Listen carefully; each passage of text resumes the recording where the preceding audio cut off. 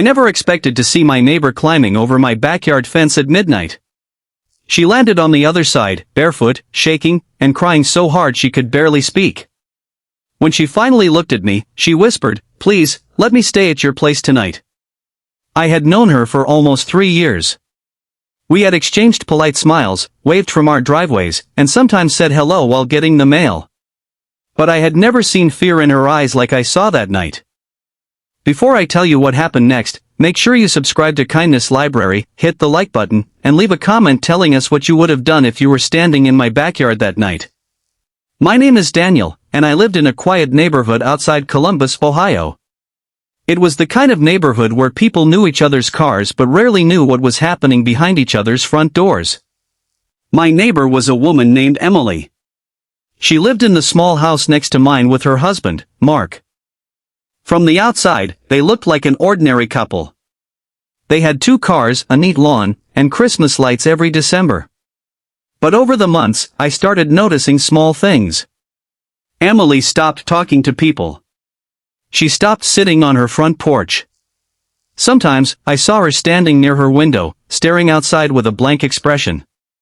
One evening, I noticed a bruise on her wrist. I asked if she was okay. She smiled quickly and said, "I'm fine. I'm just clumsy." I wanted to ask more, but I didn't want to invade her privacy.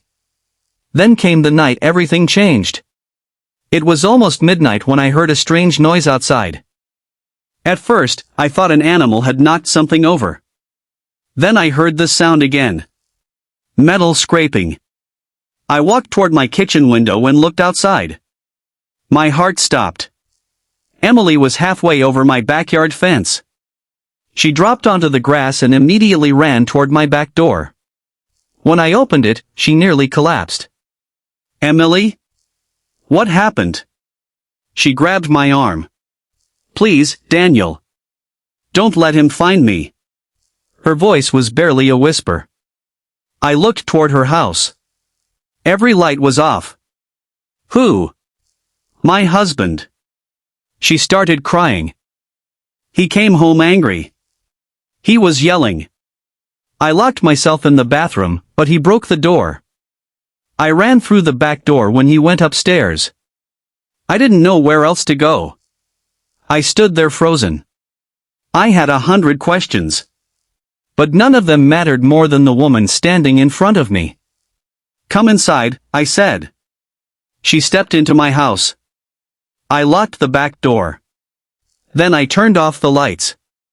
For the next hour, Emily sat on my couch wrapped in an old blanket while I made her a cup of tea. She kept apologizing. "I'm sorry. I know this is crazy. I shouldn't have climbed your fence." "You don't have to apologize," I told her. She looked at me with tears in her eyes. "No one knows what is happening." I sat across from her. "Then tonight, someone knows." She looked down at her hands. "My sister lives 3 hours away," she said. I wanted to call her, but I was scared he would find my phone. I helped her contact her sister. Then we called the police. Emily was terrified, but she finally told them everything. That night, she slept in my guest room. I stayed awake on the couch. The next morning, her sister arrived. Emily hugged her so tightly that neither of them spoke for several seconds. Before leaving, Emily walked over to me. "I thought nobody would help me," she said. I shook my head. "You were my neighbor. You needed somewhere safe. That's enough." She cried again. But this time, they were tears of relief. Over the next few weeks, Emily moved in with her sister. She began rebuilding her life. I didn't hear from her for almost 6 months. Then one Saturday morning, someone knocked on my door. It was Emily.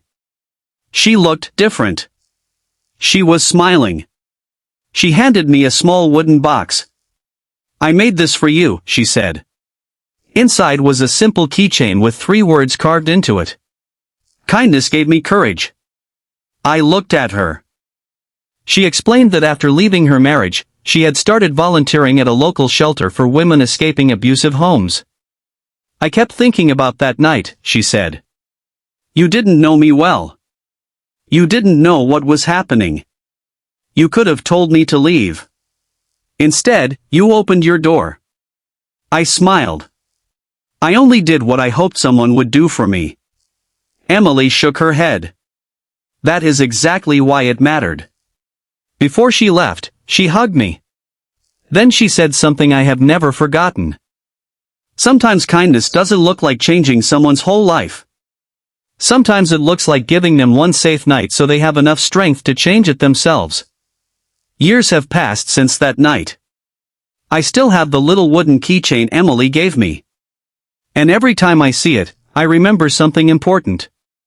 We often think kindness requires money, special skills, or some huge sacrifice. It doesn't. Sometimes kindness is opening a door. Sometimes it's listening. Sometimes it's believing someone when they finally find the courage to tell the truth. And sometimes, one small act of kindness gives another person enough hope to take the next step. You never know what someone is carrying behind a closed door. Your neighbor might be struggling. Your coworker might be hurting. The person standing next to you at the grocery store might be fighting a battle nobody knows about. So when you have a chance to be kind, take it. Because you may forget the small thing you did tomorrow. But the person who needed it might remember it for the rest of their life.